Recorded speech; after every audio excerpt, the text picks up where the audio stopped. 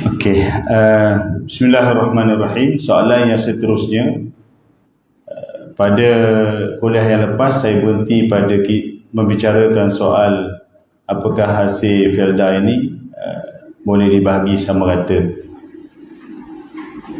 tak nak ikut faraid ataupun sewajibnya faraid. Kita dah jawab, betul tak? Hukum mana pun nak bahagi sama rata ke nak bahagi lagu mana pun wajib ikut hukum faraid dulu. Baik, soalan seterusnya, jika peneroka berpoligami, apakah isteri yang baru itu layak mewarisi harta pusaka Felda selepas peneroka meninggal?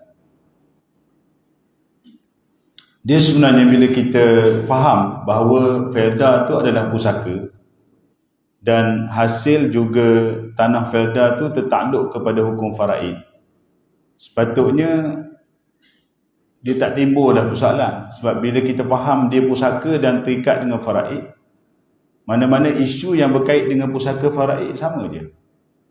Tapi persoalan tu masih datang, jadi kita bincang. Baik, kita sebut Felda ni adalah pusaka dan tertakluk kepada hukum faraid. Ya, tanah Felda tu tertakluk kepada hukum faraid. Kalau ladang ada hasil, hasil tu difaraidkan. Kalau tapak rumah tu ada rumah, rumah itulah yang jadi pusaka, kan? Yang difaraidkan. Maka apabila peneroka meninggal dunia, semua isteri si mati, sama ada isteri yang pertama ataupun isteri kedua, ketiga dan keempat, dalam kes poligami ini semua adalah waris. Yang masuk Felda mula-mula sekali ataupun yang dikahwini kemudian, semuanya berkongsi. Maka para isteri tadi akan mewarisi harta pusaka Felda itu secara berkongsi. Kongsi ya? Walaupun mungkin ada isu isteri pertama yang masuk Felda tak puas hati.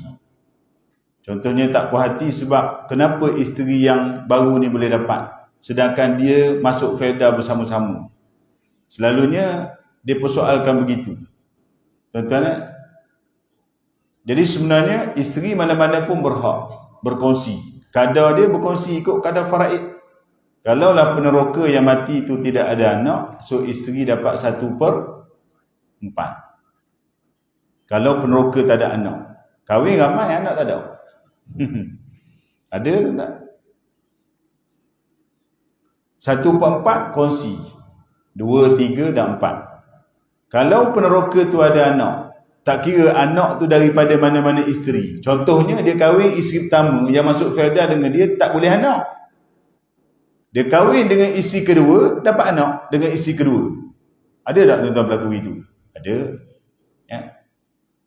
Jadi bila dia meninggal, dua isteri itu berkongsi 1/8. Kan? Yang lebih itu pergi kepada anak tadilah. Sebab ada anak, 1/8 berkongsi.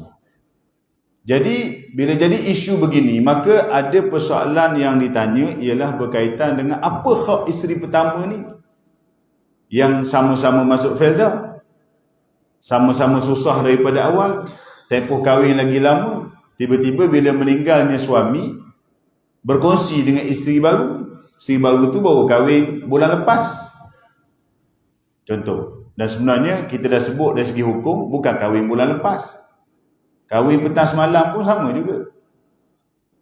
Ataupun kahwin sekejap tadi je, saksi kata sah, terus meninggal suami, serupa je tuan-tuan, dapat bersama dengan yang pertama. Sebab hukum isteri mewarisi ini ataupun suami juga sama, hanya dengan sahnya akad nikah. Jadi isteri pertama akan bertanya apa hak dia. So di sini tuan-tuan ada satu ruang. Kalau isteri ni sanggup bersetuju, ialah dia menuntut harta sepencarian. Jadi orang tanya selalu berkaitan sepencarian ni, dia kena tuntut. Dia tak boleh ambil macam tu je tuan-tuan. Kita jumpa tuan-tuan banyak kes dalam Felda, bila berlaku kematian kepada suami, ada dua isteri.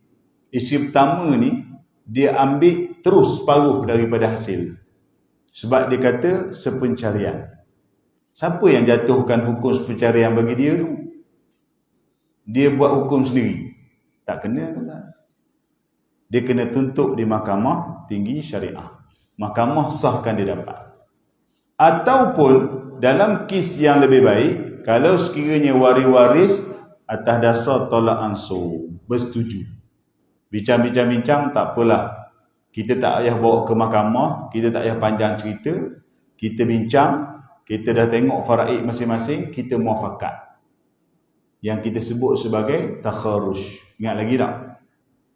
Istilah tu kena ingat, tuan-tuan. At-takharush itu. Kan? Selepas masing-masing nampak kadar faraid masing-masing, lepas tu bincang. Bincang, buat keputusan. Katakanlah semua kata tak apa, sebab isteri pertama masuk dalam felda, mula-mula susah payah dengan arwah ni, kita bagi dia separuh dulu. Isteri kedua pun setuju, kan? Isteri ketiga, keempat kalau ada pun setuju, anak-anak semua setuju, bagi separuh kepada isteri pertama. Dibuat secara takharush, muafakat, bincang. Boleh. Tapi kalau masing-masing kata nak hak, anak kata nak, yang ni kata nak, nombor 2 kata nak, nombor 3 kata nak, nombor 4 pun kata nak, isteri pertama yang dia masuk felda bersama-sama, yang dia rasa dia ada kekuatan, dia boleh filekan tuntutan harta sepencarian. Itu kena bawa ke mahkamah. Lepas tu setelah ke mahkamah lah. Mahkamah lah akan menilai permohonan dia tu. Biasa dalam konteks felda, biasa tuan-tuan dapat.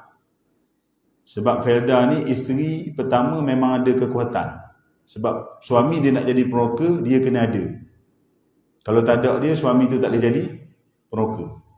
Situ kekuatan dia. Biasa dapat. Baik, tu nak sebut, jangan berlaku penafian hak. Isteri pertama tak nak bagi ke isteri kedua. Anak-anak daripada isteri pertama tak nak bagi kepada isteri kedua.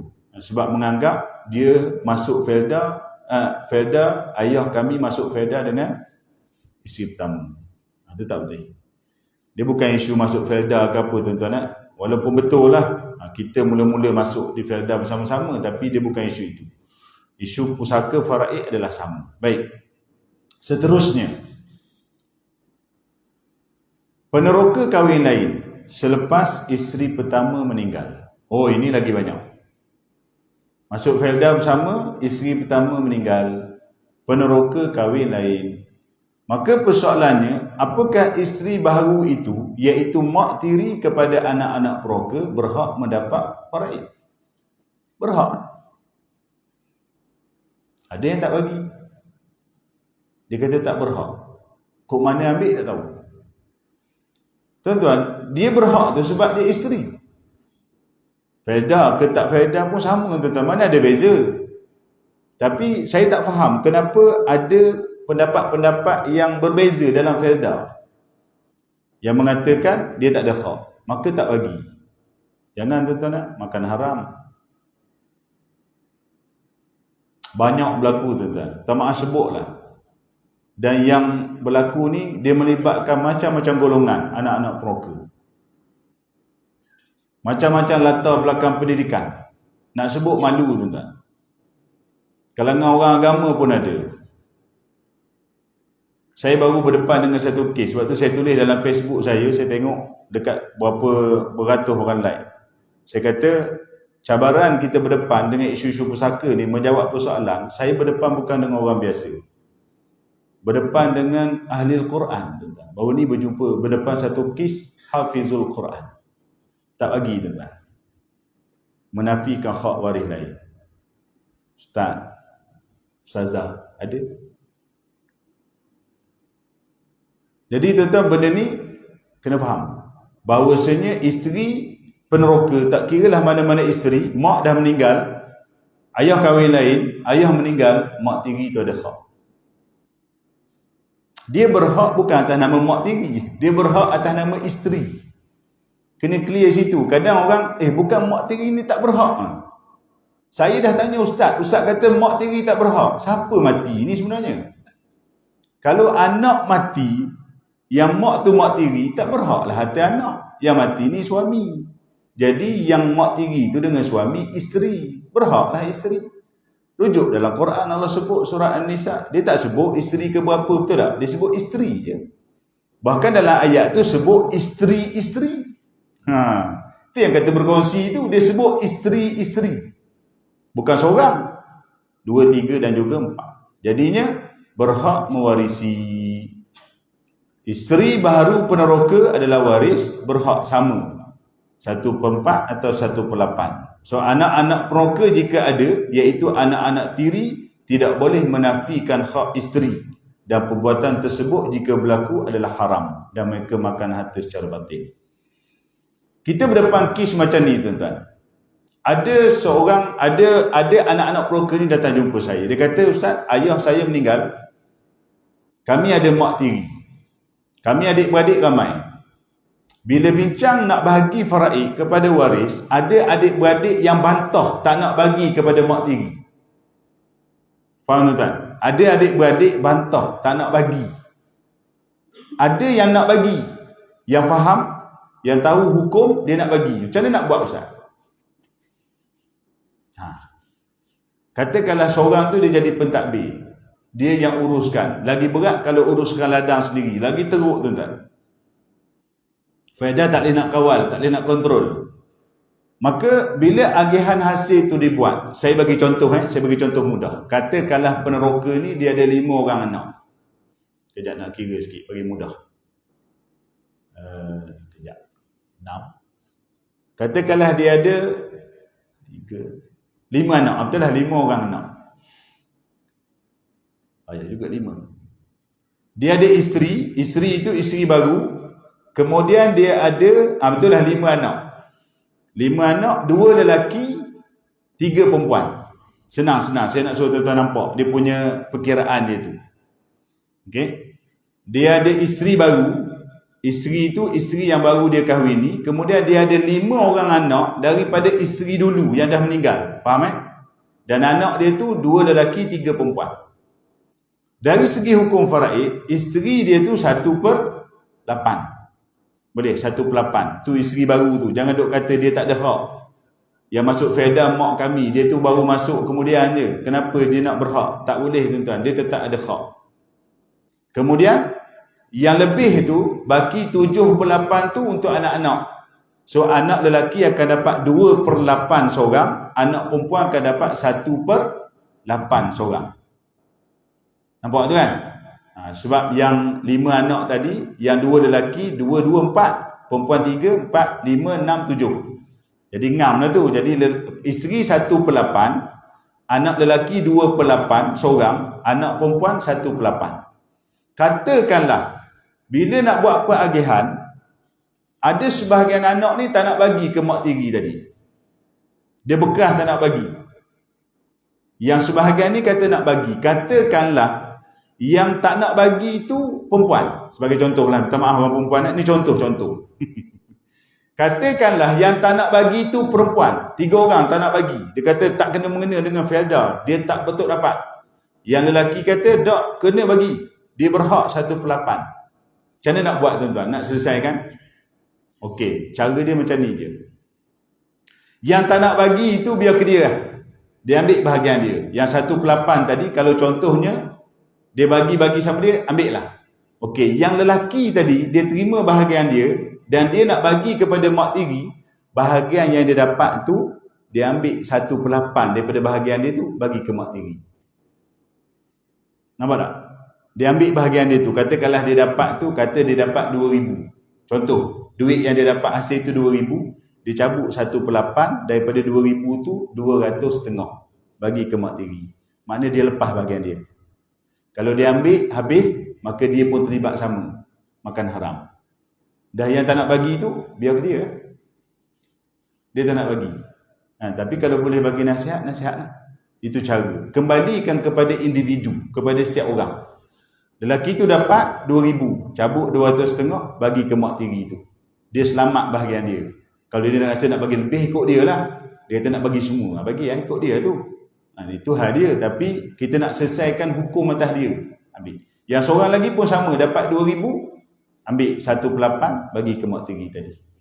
Jadi mak tiri tu dapat daripada bahagian individu anak-anak tiri tadi. Yang tak nak bagi tu, dia ambil bahagian dia.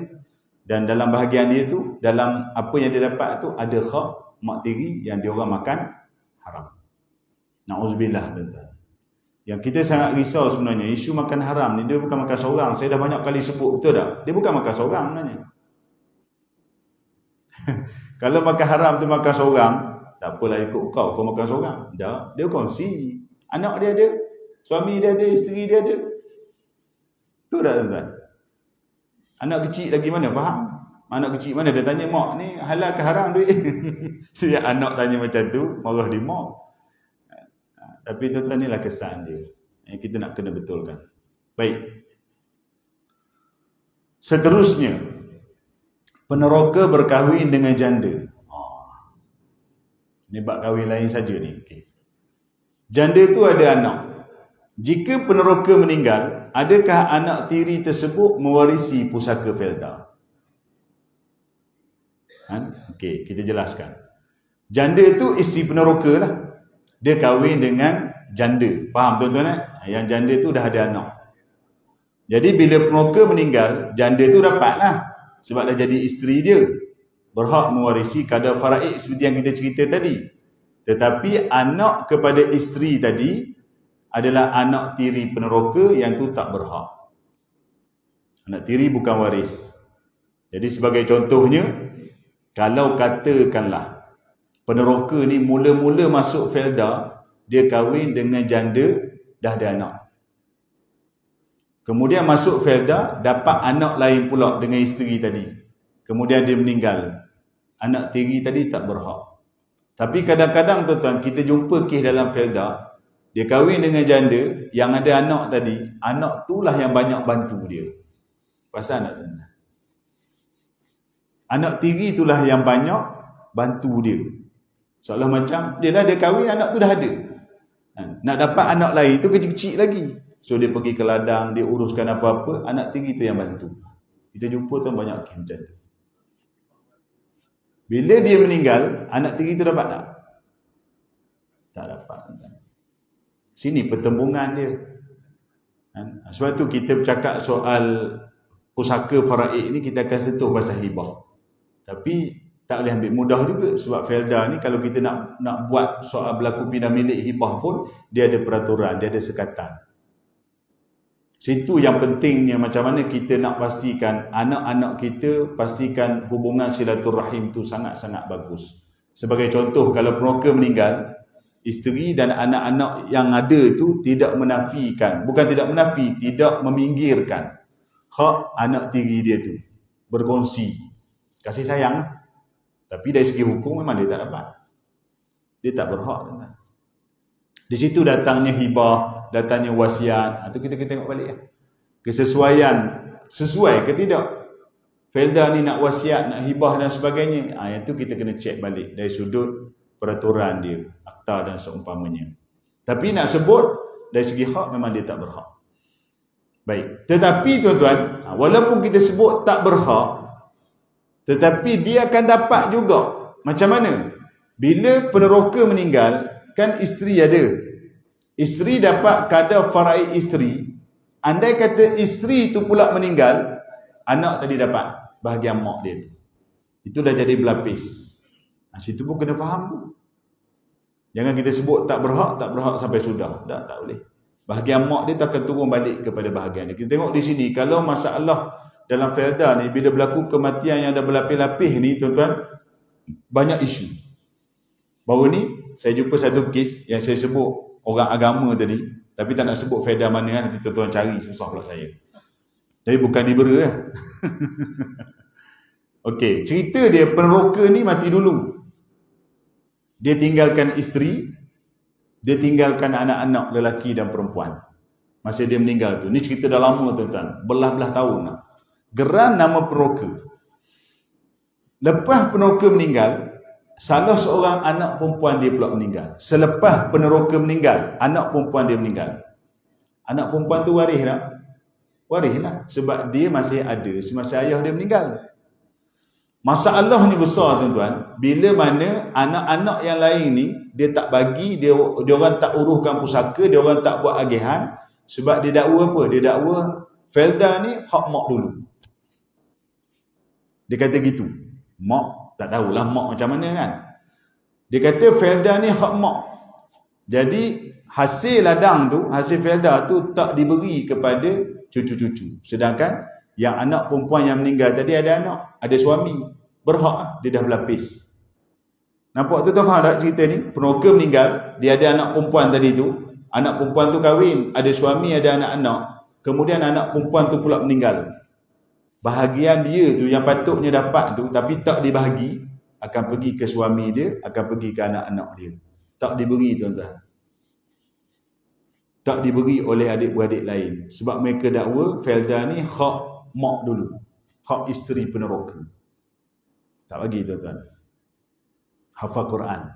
Bukan kita nak condemn orang hafal Quran. Saya nak sebut benda ni, tak faham dia akan melibatkan semua, tak kira siapa. Faham tak? Tak bagi. Kemudian mak pula meninggal. Nak sebut cerita dia, tuan. Lepas tu baru mak isteri tu meninggal. Tak buat juga, tuan. Dia nak kata hak mak pun dia tak urus juga. Duk nama peroka gitu lah, geran. Lepas mak meninggal, 2 orang lagi anak meninggal, lelaki dan perempuan. Jadi dah lapis-lapis. Kemudian bila aduan tu datang pada saya, mengadu tu cucu. Anak daripada anak perempuan yang mati dulu tu, dia mengadu. Sebab dia kata, pakcik-pakcik dia, makcik dia tak bagi langsung. Tak ada bincang, tak ada apa. Senyap gitu je. Jadi bila dia dah mula tergerak, dia tanya. Saya kata memang tak betul lah. So sekarang ni kokok mana pun, bila atuk meninggal, semua anak-anak dia termasuk yang dah meninggal tu berhak. Maka saya kata tak apa, kita cek betul-betul. Kita semak dekat pejabat felda tu kan, dengan pengurus, dapat maklumat, dia orang dah mohon pusaka. Dia orang dah buat permohonan. Lepas yang perempuan meninggal seorang, mak meninggal, lepas tu ada anak pula 2 orang meninggal, baru submit permohonan. Cek dekat pejabat pusaka, ada permohonan tu. Tapi tuan-tuan tahu, siapa yang dimasukkan nama dalam permohonan tu? Yang hidup sahaja.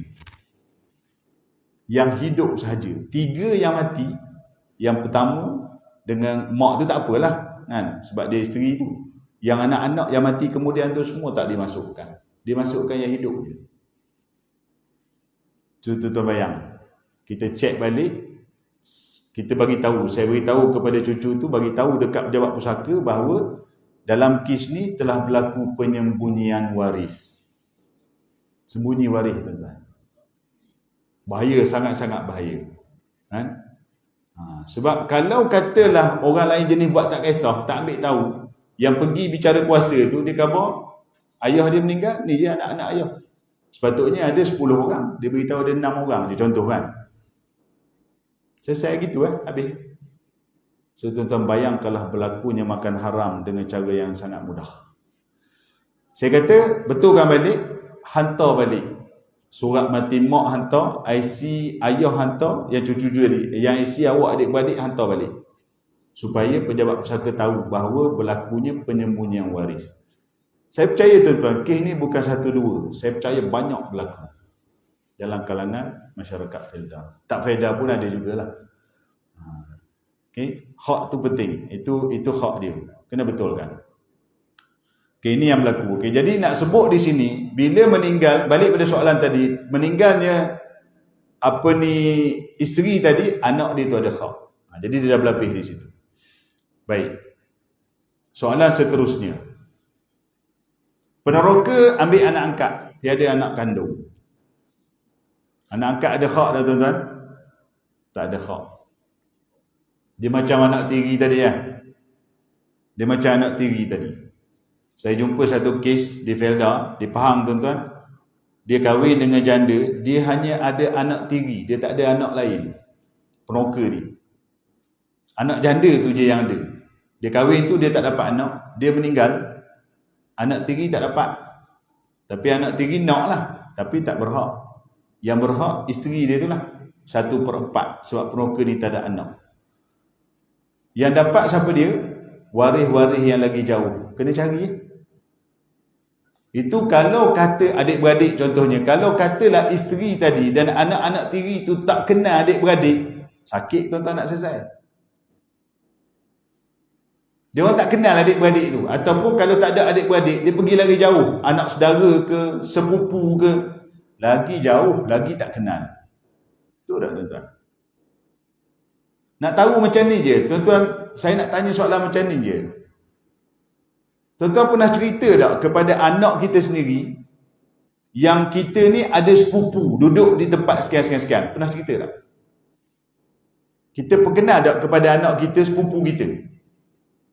Ada bagi tahu tak kepada anak kita? Kita mungkin bagi tahu pada anak kita adik-beradik kita je. Betul tak? Anak saudara kita pun mungkin jauh. Sepupu kita tuan-tuan. Sebab tu bila kita belajar faraid, orang yang ada isu-isu yang berat dalam pusaka ni, contohnya dia tak ada anak, tak ada adik-beradik, tak ada anak saudara, boleh jadi harta dia pergi ke sepupu dia. Bila dia meninggal, isteri dia yang seorang-seorang tu tak kenal sepupu dia. Macam mana nak selesai pusaka dia? Faham tak? Sebab tu kita kena memperkenalkan. Tak salah pun. Kena cerita supaya sekarang ni pun anak-anak kita, orang-orang zaman sekarang, dia mana jenis suka-suka cari waris. Dia tak suka kan? Cari-cari waris ni. Daripada main handphone tu je. Mana ada nak tanya, ni siapa. Kalau ada orang datang lah ke rumah tak. Padahal saudara-saudara mara. Tak ada anak-anak nak tanya. Mak pun tak cerita juga. Ayah pun tak cerita. Orang dulu jangan. Tu kenal tak siapa yang datang? Siapa dia? Tu 4 pupu kau tu. 4 pupu tu kan. Tahu orang 4 pupu macam mana? Balik cari. Ustaz bagi kerja. Tugas. 4 pupu. Belah mana datang tak tahu 4 pupu. Orang dulu kan. Itu pok 2 pupu, tu pok 3 pupu. Berkupu-kupu tuan-tuan datang. Saya baru ni satu kes di Kelantan, 2 pupu tuntut Mahkamah Rayuan tuntut hak faraid. 2 pupu si mati. Lelaki. 2 pupu berhak tak tuan-tuan?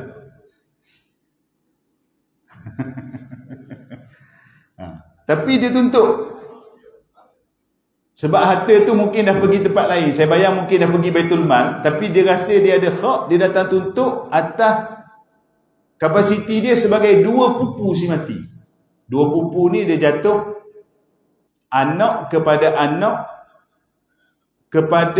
atuk saudara. Anak kepada atuk saudara. Atuk kita, orang-orang muda, anak-anak dia kena tahulah. Sahabat-sahabat yang sezaman dengan saya ni kena tahu. Kita ada atuk kita, toki kita, orang yang panggil toki, adik-beradik toki tu, anak dia, cucu dia. Itu 2 pupu jauh. Dan kalau 3 pupu, belah sana lagi, belah moyang lagi jauh. Tapi saya percaya tuan-tuan, kalau kita titih waris cari, jumpa, masih ada. Dan bagi orang yang tak ada waris-waris dekat ni, kemungkinan besar harta pusaka dia pergi ke sana. Tapi biasanya, kalau dah tak kenal, tak jumpa, yang tu yang pergi Baitul Mal tu. Sebab tu kita tengok harta yang pergi Baitul Mal ni sebenarnya, pada saya, si mati ni ada waris. Tapi waris tu tak boleh jejak. Kita tak boleh jumpa dia, tak kenal. Kita pun tak bagi tahu, tak memperkenalkan. Itu kedudukan dia.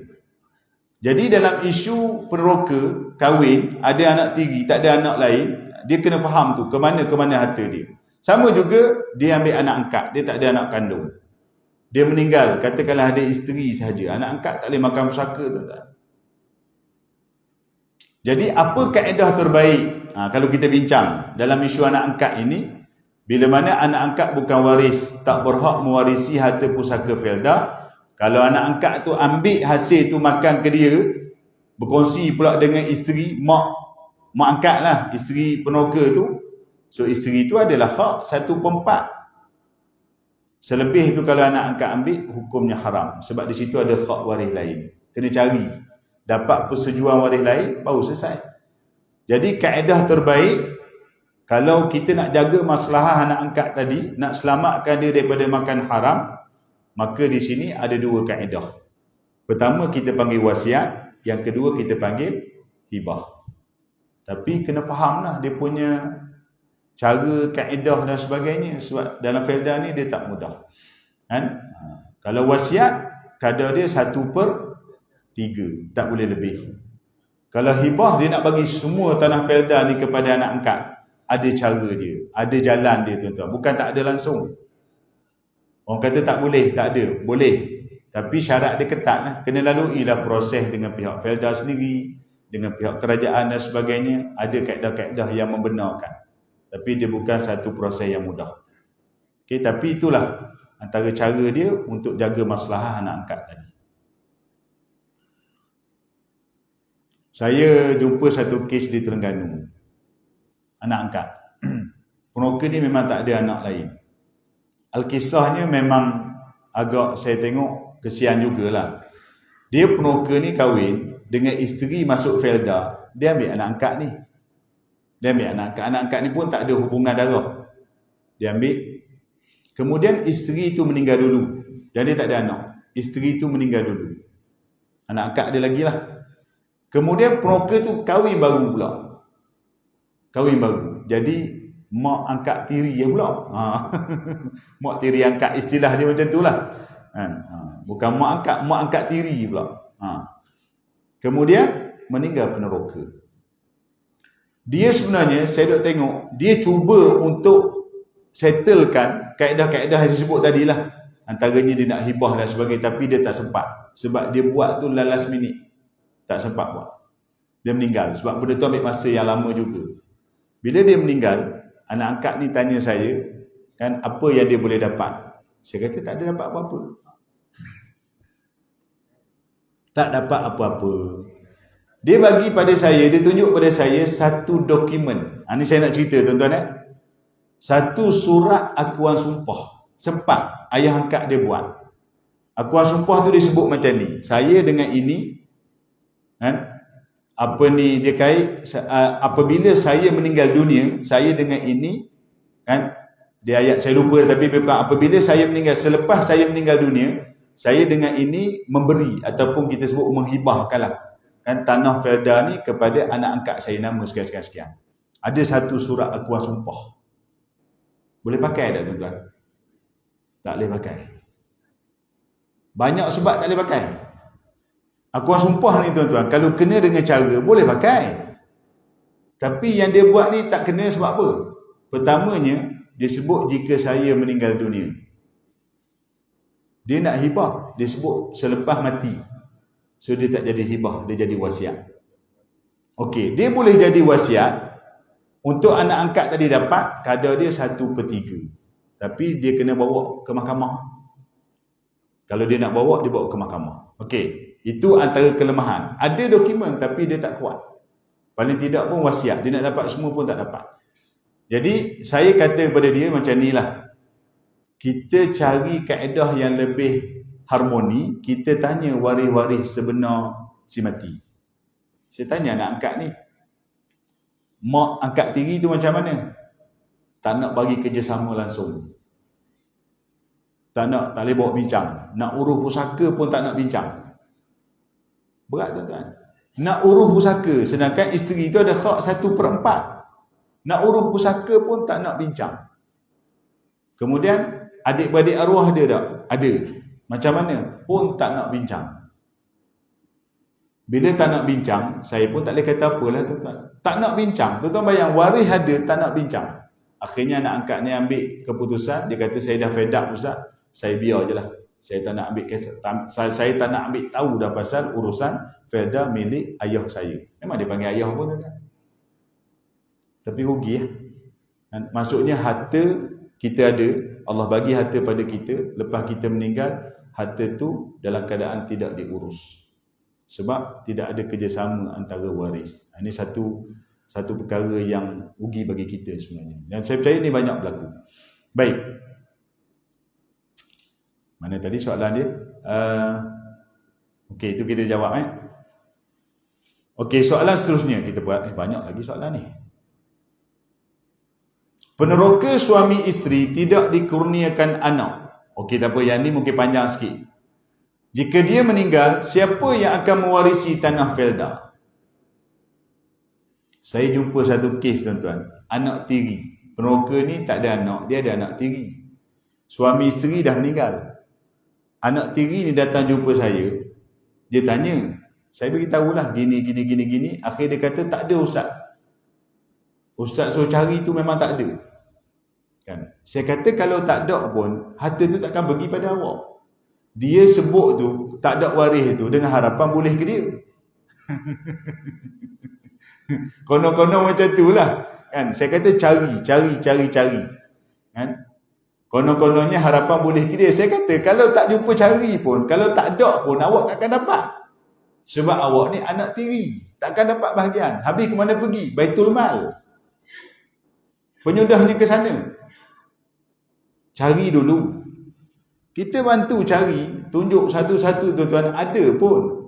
Dia orang ni saja je tak nak bagi tahu ataupun tak nak usaha cari. Ada jumpa, dah jumpa bincang. Bila bincang, waris itu mudah pun. Dia boleh lepas pun hak dia. Kan senang cerita tuan-tuan. Tapi bila kita daripada awal tak nak buka ruang-ruang berbincang, kan? Nak tutup kes, nak susuk macam tu je tak boleh. Sebab hukum kata tak boleh. Kalau memang tak ada, pergi Baitul Mal. Dengar kata pergi Baitul Mal tu semangat terus nak cari. Cari, jumpa waris. Dan waris tu pun setuju pun untuk lepas kepada dia orang. Jadi maknanya, benda tu boleh lagi kita runding dan kita bincang. Bukan semua, tuan-tuan nak sebut, bukan semua waris faraid ni nak belaka. Cuma kadang-kadang, waris-waris dekat ni dia rasa kalau kita cari, jumpa, nanti kan dia nak. Dia sangka macam tu. Kalau jumpa kan dia nak. Kalau jumpa kan dia nak. Saya kata kalau jumpa dan memang dia nak, kena bagi ya. Sebab hak dia. Tapi kalau awak tak cari, awak makan pula hasil tu, awak makan haram. Mana kita nak? Baik kita cari, jumpa, bincang. Dan banyak tuan-tuan kes yang kita bantu pun sebenarnya bila jumpa bincang, dia orang tak nak pun, dia orang lepas. Kalau dia nak pun, mungkin dia tutup dalam nilai, bayarlah sikit. Kau-kau macam tu. Tak apalah, ikhtiarlah bayar. Sebab hasil daripada Felda ni kita akan makan sampai bila-bila. Selagi mana keluar hasil, selagi itulah akan berpanjangan. Okey, jadi kena cari. Jadi dalam kes ni, peneroka yang tidak ada anak, jika dia meninggal dunia dan isteri masih ada, isteri 1/4. Baki 3/4 tu akan pergi kepada waris-waris lain. Itu yang jauh tu. Kalau ayah mak tak ada, kita akan mula cari adik-beradik, lelaki dan perempuan. Rasa mungkin kita tak habis lagi bincang bab adik-beradik tak? Tak masuk lagi kan? InsyaAllah kuliah akan datang kita bincang bab adik-beradik. Dia akan pergi kepada adik-beradik. Adik-beradik pula ada 3 jenis. Seibu sebapa dan sebapa. Situ nak kena cek pula. Adik-beradik ni jenis mana? Berapa pula kadar dia dapat? Siapa yang dapat, siapa tak dapat? Siapa terhalang? Jika tidak ada adik-beradik, tak ada adik-beradik langsung. Contohnya adik-beradik itu meninggal belaka dah. Peneroka ni last sekali meninggal. Kita cari siapa? Anak saudara lelaki daripada adik-beradik lelaki. Seibu sebapa atau sebapa sahaja. Yang seibu tak ada dah. Tu dia punya flow dia. Tak ada anak saudara, cari cucu saudara kalau ada. Lagi bawah. Kalau memang tak ada betul, dia naik ke atas, iaitu adik-beradik ayah si mati, pak saudara. Cari pak saudara. Biasa payah dah nak jumpa pak saudara. Kan? Dia pun dah meninggal umur 70, 80, nak cari pak saudara mana kata. Baru ni saya bantu kes di Jengka tuan-tuan. Peneroka ni ayah dia asal Indonesia. Mana kalau nak cari pak saudara, kena pergi ke sana. Saya kata gelap gambar dah. Kan? Saya beritahu isteri, ada isteri je, anak tak ada tuan-tuan. Ada adik-beradik seibu, tak dapat habis. Saya beritahu dia, kalau benda ni tak selesai, memang tak gelap gambar. Dan nak jumpa pak saudara di Indonesia tuan-tuan. Kalau tak ada pak saudara, cari sepupu, nak cari mana? Sebab asal daripada sana. Saya kata confirm, urusan pusaka kalau kita buat, dia akan pergi Baitul Mal. Kalau makcik rasa nak dapat lebih lagi, makcik tutup sepencarian dulu. Tu serah ke dia cari lawyer, dia kata dia tuntut. Saya pun tak tahu cerita tu macam mana dah lepas tu. Okay, jadi tuan-tuan dia pergi ke anak pak saudara. Kalau tak ada pak saudara, turun ke bawah dia, anak-anak dia sepupu lelaki. Itu cerita sepupu tadi tu. Tak ada sepupu, turun anak sepupu, cucu sepupu, cicit sepupu sampai ke bawah. Tak ada juga ni. Baitul Mal, tak lagi. Baitul Mal sabar kejap. Belum lagi. Cari sebelah atuk saudara, toki saudara. Itu yang dia turun ke dua pupu tu. Sebelah toki saudara, tak ada dia, memang tak ada lah toki saudara nak cari mana tuan-tuan. Dia turun ke anak dia, pak sepupu. Dia turun ke anak dia, dua pupu. Dia turun lagi. Itu dalam ilmu faraid, dia dah termasuk dalam kategori waris tersembunyi. Ya memang jarang orang fikir sampai ke sana tuan-tuan. Biasanya dia habis kat sepupu tu, dia dah sangkut Baitul Mal. Habis itu Baitul Mal, habis ke situ je. Tapi sebenarnya masih ada. Jadi kadang-kadang saya duk renung menarik ilmu faraid ni. Kalau kita betul-betul faham belajar, kita seronok cari waris-waris kita sendiri. Seronok cari waris. Saya balik baru ni pun, bila duk bincang-bincang dengan sahabat-sahabat isu-isu berpupu-pupu ni, saya memang dengan mak. Mak pun cerita lah, satu. Kan? Di Tementi ni ada, sebelah ayah saya. Dua pupu saya. Di Tementi ada. Tahu lama dah tuan-tuan. Dua pupu sebelah ayah. Dua pupu saya. Itu kalau ke dua pupu sebelah ayah. Tapi dia tak pergi juga sebab dia sebelah sebelah perempuan. Dia jauh kan. Kita kisah tuan-tuan nak sebut, maknanya dia akan pergi satu-satu. Jauh. Okey. Last sekali Baitul Mal lah, itu last sekali. Last sekali. Baik. InsyaAllah.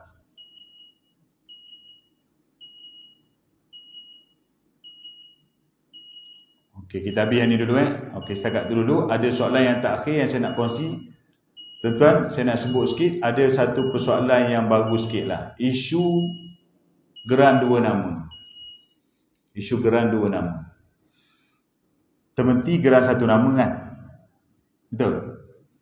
Betul satu nama? Ustaz? Satu nama. Tapi saya percaya, walaupun satu nama, dia akan pergi juga ke dua nama. Okey, saya nak sebut tuan-tuan biar kita faham sikit isu ni. Sebab isu ni pun dia mendatangkan banyak masalah. Okey. Yang jadi geran dua nama ni sebenarnya pindaan selepas 2009. Makna geran yang keluar sebelum tu memang satu nama peneroka. Lepas 2009, geran-geran baru yang keluar, contoh Felda kita ni, ada kalangan Felda Bera ataupun Felda lama tapi dia ada peringkat 2, 3 dan seterusnya, dia akan keluar dua nama. Keluar dua nama ni, keluar nama suami separuh, nama isteri separuh. Sebab apa jadi keluar dua nama? Sebab dia masalah yang banyak berlaku ialah bila bercerai. Isteri ni tak ada apa-apa. Jadi perubahan dibuat supaya dua-dua tu ada hak. Jadi tu keluar dua nama tu. Kalau bercerai pun, isteri ada hak separuh. Kan? Kalau kata meninggal pun, isteri dah ada hak separuh. Separuh milik peneroka tu di faraid. Tapi tuan-tuan, kita tengok, jumpa, kes geran dua nama ni, isteri mati dulu, peneroka dia tak urus pusaka. Dia buat tak kisah. Salah tu. Geran dua nama dia, nama isteri. Isteri meninggal dulu, wajib kepada peneroka yang ada ni, suami ni, menguruskan pusaka isteri tu. Yang nama separuh dalam geran, sebab isteri tu dia ada waris dia. Faham tuan-tuan? Waris dia tu boleh jadi mak ayah dia ada ke, kalau tak ada anak, ataupun tak ada anak lelaki, pergi ke adik-beradik isteri. Kita jumpa tuan-tuan ramai peneroka buat tak kisah. Itu isu geran dua nama. Okey, itu kalau suami isteri. Saya nak sebut tuan-tuan, isu geran dua nama ni berlaku bila yang jadi masalah, bila salah seorang meninggal dulu. Contoh tuan-tuan perasan tak? Kalau katakanlah dalam Felda, peneroka mati dulu sebelum dapat geran. So mungkin tak berlaku di sini lah, saya pun tak pastilah. Saya dah kongsi. Peneroka mati dulu, geran belum keluar. Kemudian baru keluar geran. Bila geran keluar dua nama, dia akan keluar atas nama isteri separuh, separuh lagi nama anak sulung. Dan mungkin di sini tak ada. Tapi saya ingat Felda peringkat-peringkat yang kemudian ni ada keluar macam tu. Dia keluar nama isteri separuh, dia keluar nama anak sulung separuh. Saya tuan-tuan, pada saya sebenarnya tak patut keluar macam tu. Sepatutnya keluarlah nama isteri satu persatu. Biar keluar nama dia seorang pun tak apa. Sebab kalau isteri meninggal nanti, dia akan pergi kepada anak-anak. Isu sekarang berlaku satu tempat di Felda, saya nak sebut Felda mana, di Bera kita. Bila isteri tu meninggal dunia, anak-anak yang ada ni nak selesaikan pusaka isteri, dia orang tengok dalam geran, dia orang baru tahu dalam geran tu nama mak separuh, nama abang sulung separuh. Baru dia orang terkejut. Lepas tu bila bawa ke bicara kuasa, dia orang nak pindah semua sekali sebab dia kata nama isteri tu mak dah meninggal, pusaka mak. Yang abang sulung tu dia orang kata abang sulung ni wakil ayah. Dia kata abang sulung tu wakil kepada ayah. Adalah kok orang bagi tahu gitu ke dia? Dia nak tukarlah supaya semua geran Felda tu lantik pentadbir. Sebab mak dah meninggal, ayah dah meninggal, nak selesai. Yang boleh selesai siapa je? Bahagian isteri je, bahagian mak je. Bahagian abang sulung tu itu milik dia. Tak boleh buat apa-apa dah tu. Itu memang mutlak milik dia. Sebab tu minta maaf saya sebut tuan-tuan. Ini antara kelemahan yang berlaku dalam Felda bila keluar geran macam ni. Memang kita akan berdepan dengan masalah. Dia berlaku dulu, sekarang ni kita berdepan dengan masalah. Dia orang tanya macam mana nak buat ni yang abang sulung ni. Saya kata tak boleh buat apa-apa. Kalau abang sulung tu nak pulangkan balik, dia nak pulang ke siapa? Kalau mak masih ada, dia boleh pulangkan kepada mak. Sekarang ni mak dah meninggal, dia nak pulang ke siapa? Siapa nak terima? Kalau yang nak terima tu adik-beradik, yang boleh terima seorang je. Dia tak boleh nak pulangkan kepada semua tuan-tuan. Sebab itu dah jadi hak dia. Lagi besar tuan-tuan, kalau abang sulung tu pula meninggal dunia, dia ada isteri, dia ada anak-anak dia, adik-beradik boleh ambil balik tak bahagian yang atas nama abang sulung tu? Tak boleh dah. Dia dah jadi pusaka dia, dia akan pergi ke isteri dia, anak-anak dia pula. Kalau anak-anak dia kecil lagi susah nak uruskan tuan-tuan. Ini kesan dia. Yang banyak berlaku sekarang. Ya. Ada kes lagi pelik tuan-tuan berlaku. Ini saya jumpa dalam Felda. Dia dua-dua peroka dah meninggal, keluar geran nama anak sulung dengan isteri dia. Saya termenung tengok, saya kata ya Allah, pasal apalah jadi macam ni. Nama anak sulung dengan isteri dia, suami isteri. Tu cerita tu. Kalau geran keluar nama abang sulung tu pun cukup bermasalah dah. Ini keluar nama abang sulung dengan kakak ipar. Memang milik mutlak dia. Boleh ubah tak tuan-tuan? Dia kalau nak ubah, sementara peroka masih hidup, boleh ubah. Katakanlah berlaku keluar nama isteri, nama abang sulung. Abang sulung boleh pindah balik kepada mak. Mak meninggal, baru turun kepada anak-anak. Boleh sebelum mati. Ataupun dia keluar nama peneroka separuh dan nama abang sulung. Ada juga. Separuh nama peneroka, separuh nama abang sulung. Ada kes berlaku di Tembangau tuan-tuan. Ya. Boleh selesaikan sementara peneroka tu masih hidup, pindah. Yang atas nama abang sulung tu pergi bubuh semua atas nama peroka. Ambil langkah lagi selamat. Sebab bila peroka meninggal, dia jadi milik dia, dia turun semula pada anak-anak. Tapi kalau duduk atas nama dua-dua macam tu, peroka meninggal, yang abang sulung tu, itu milik dia. Saya sebut abang sulung tu biasa macam tu lah. Boleh jadi duduk atas nama orang lain, boleh jadi juga. Okey, itu dia punya kesan dia tuan-tuan. Jadi masa hidup boleh serah. Kalau dah mati, boleh tak? Tak boleh lah. Tak boleh buat apa-apa. Jadi nak macam mana? Reda je lah. Boleh nak pindah lagi? Bawa mahkamah. Panjang cerita, bawa ke mahkamah. Mahkamah sivil. Untuk dapatkan perintah balik, untuk pindah dan pejabat tanah, dia akan ikut bila ada perintah mahkamah. Itu je cara dia. Tapi biasa dengar mahkamah, orang malas dah tuan-tuan. Ini antara isu-isu yang kita kena faham dalam Felda. Sebab bila berlaku tuan-tuan, nak settle, nak tackle, nak jawab isu-isu ni, dia bukan satu benda yang mudah. Wallahualam, itu antara persoalan-persoalan yang saya nak bawa malam ni, nak kongsi. Sila kalau ada soalan. Kalau ada. Ya Ustaz.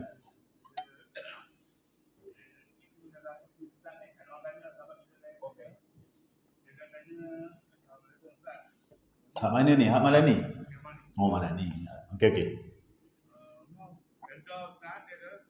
Memang dah boleh, memang tak boleh diperaih kan, sebab tak ada dalam peraturan perda. Dia ada dalam kan. Dan satu lagi dia tanya, satu lagi nak tanya kan, tak kena tadi pasal hibah perda, perda lain, apa yang lain tu? Hibah perda. Okey. Siapa yang tanya tu? Kenal? Sampai sekali saya Muhammad Nasir. Oh, macam kenal dah. Rasa daripada Selangor pun. Okey, macam ni. Dia sebut tadi Feda tak kena faraid. Soalan pertama tadi. Rumah. Okey. Okey, kita dah sebut tadi tuan-tuan. Pertama kita kena faham. Felda ni dia ada beberapa geran. Pertama geran ladang, kedua geran rumah. Okey, kalau geran ladang tu ada satu, ada dua, ada tiga, empat pun ada. Dan ada satu geran rumah. Okey, dan geran-geran felda ni dia terikat, dia tak boleh pecah-pecah. Kalau kita masuk satu nama ladang, rumah pun nama orang tu lah juga. Pentadbir, rumah pun pentadbir dia lah juga. Okey, dia berangkai kita panggil geran tu. Okey, itu yang pertama. Yang kedua, dia tetap tertakluk. Bila ladang tetap tertakluk dengan pusaka, tertakluk dengan faraid, so rumah pun samalah. Sebab dia semua duduk atas nama geran felda. Maknanya kita tak boleh nak asing, kita kata oh ladang faraid, rumah tak faraid.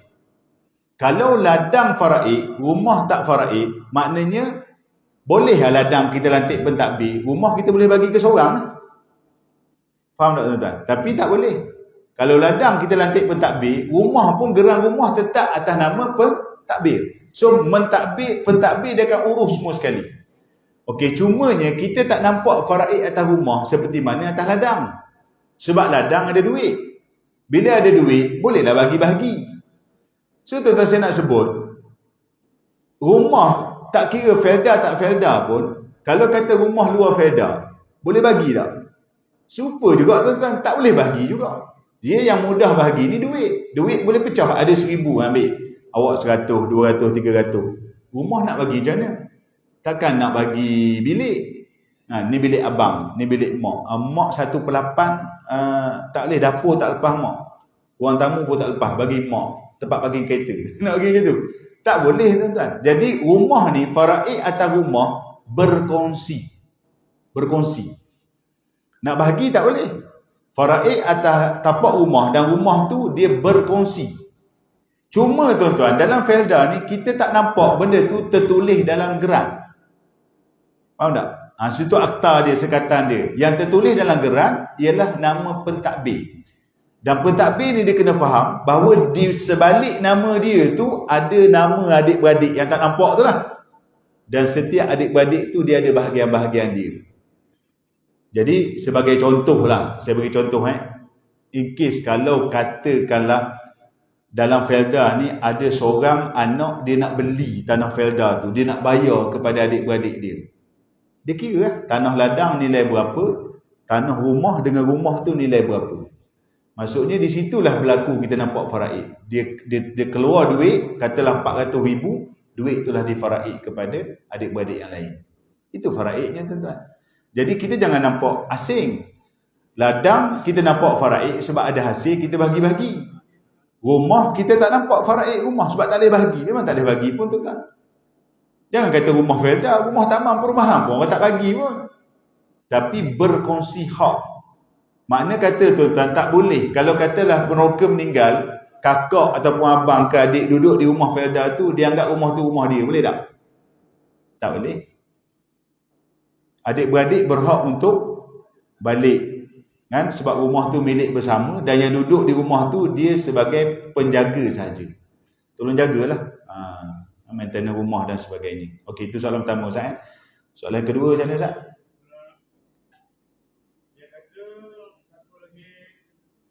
Oh, hibah. Okey, faham. Okey. Saya sebut tadi berbeza sebab felda ni ada akta. Tuan-tuan so senang cerita macam ni lah. Okey, tuan-tuan ada tanah kampung dengan tanah felda. Supaya kita nampak beza. Tanah kampung ni dia tak ada sekatan. Dalam geran tu memang nama kita, kan? Kita nak tanam, kita nak buat apa-apa pun itu hak kita. kita nak hibahkan tanah tu kepada anak kita. Sebagai contoh, kita tak ada anak lelaki, kita ada anak perempuan, sahaja kita nak hibah ke dia, nak hadiah ke dia. Cara dia, kita pergi jabat tanah, terus pindah milik. 14A, pemberian kasih sayang. Okey, itu satu kaedah dia. Okey, yang kedua tuan-tuan nak sebut, katakanlah kita beli rumah, perumahan di luar, di bandar ke di mana-mana, kita beli rumah, bukan felda, kita nak hibah tapi rumah tu masih dalam pinjaman. Faham Masih ada loan, terikat dengan bank ke kerajaan. Kita nak hibah kepada siapa-siapalah, anak kita ke, anak angkat ke, anak tiri kita ke, nak hibah. Kita tak boleh pindah milik sebab dia terikat dengan hutang. Okey. Ada satu cara yang kita boleh buat, iaitu kita sediakan dokumen hibah. Buat satu dokumen. Yang ni biasa adalah pihak-pihak yang boleh buat, dia sediakan satu dokumen. Dia tak boleh tukar nama. Bila berlaku kematian, dokumen ni nak dapatkan hak milik penerima tadi, dia kena bawa ke mahkamah syariah. Disahkan dulu. So dia kena lalui proses tu. Payah sikit lah sebab proses tu kena lalui, pengesahan. Okey, itu cerita luar. Felda tuan-tuan, kita ada tanah felda, ladang dan juga rumah, kita ada anak perempuan seorang. Kita nak hibah ke dia. So yang saya kata beza apa dia? Nak hibah ke dia, terus pergi pejabat tanah, pindah milik, tak boleh. Dulu ada berlaku, dulu. Sekarang dah tak ada dah. Felda dia dah mula ketat. Pergi minta borang 14A nak tukar nama tanah felda kepada nama anak perempuan, tak boleh. Kan? Antara kaedah pejabat tanah, dia suruh kita minta persetujuan daripada pihak felda dulu. Itu yang pertama. Kemudian di pihak felda, nak hibah ke anak perempuan tadi, kena minta akuan setuju daripada waris-waris kita yang lain. Siapa waris kita yang lain? Kalau kita hanya ada anak perempuan, adik-beradik. Adik-beradik kita. Bukan puak saudara kita, jauh lagi adik-beradik kita. Jangan tengok anak perempuan. Orang kadang tengok anak perempuan tu yang sebut puak saudara tu kan. Adik-beradik kita. Kena minta persetujuan daripada adik-beradik tu. Ada kes berlaku tuan-tuan, liberal lah. Saya pergi jumpa adik-beradik, minta setuju, tak setuju. Sebab dah kelahi awal-awal lagi. Tak setuju. Tak lepas. Itu kata beza tu. Felda dia ada syarat-syarat yang ketat begitu. Lepas tu, dapat surat setuju, hantar pula permohonan, Felda lulus, hantar pula ke kerajaan negeri. Kerajaan negeri lulus, baru boleh berlaku pindah milik. Nampak tak dia punya beza dia tu? Tapi bukan tak boleh. Tapi dia punya syarat dia ketat. Kan? Itu dah saya boleh jawab secara ringkasnya. Bagi yang bertanya tadilah, wallahualam. Ada lagi tak ada lah?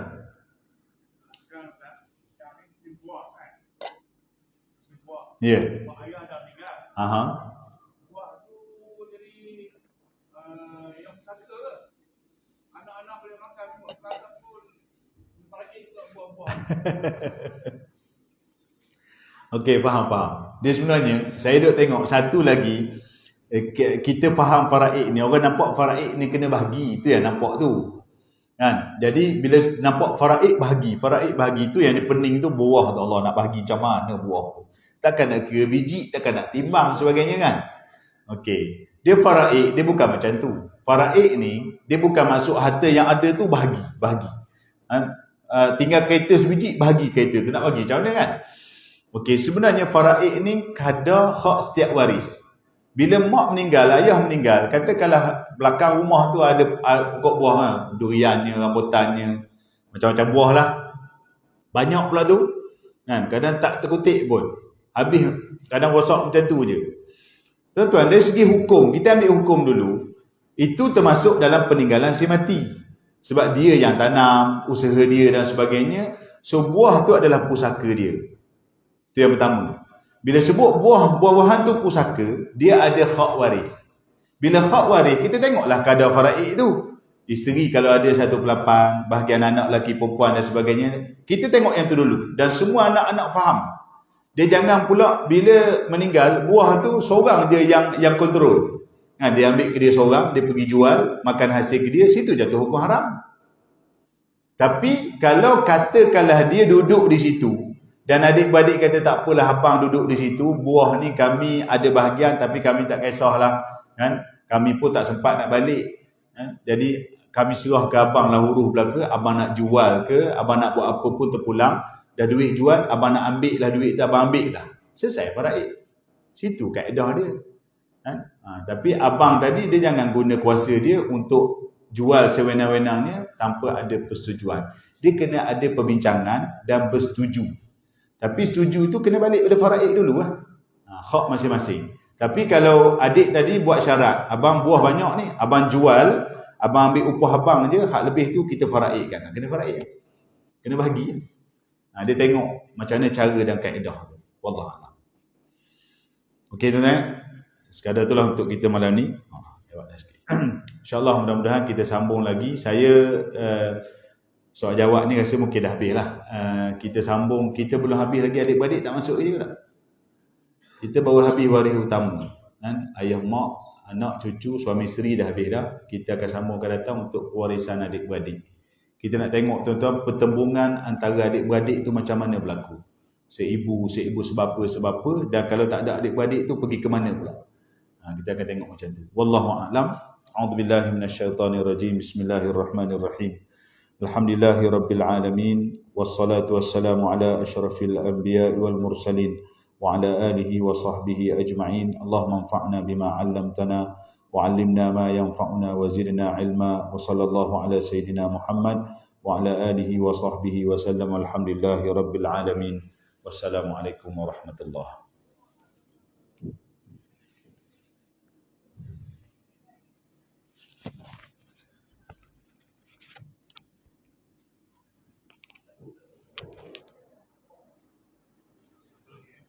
Yeah.